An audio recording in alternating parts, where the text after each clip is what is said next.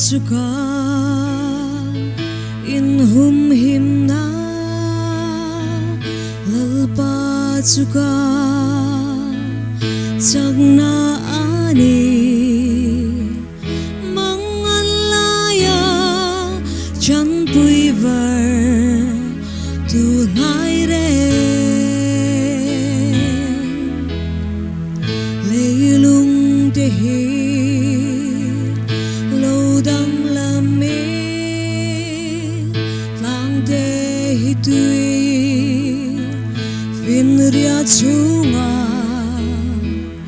lo in son ma sela kan lao lo va lui bakar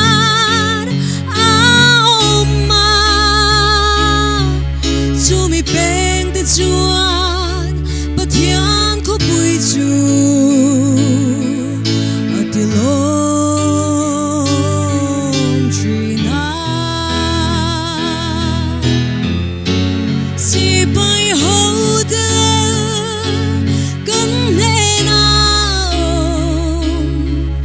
cha ko pa pathian ka kul bing sang ani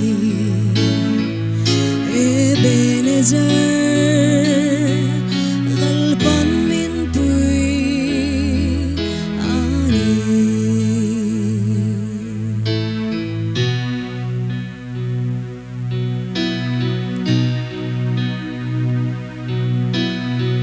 klem na thi pui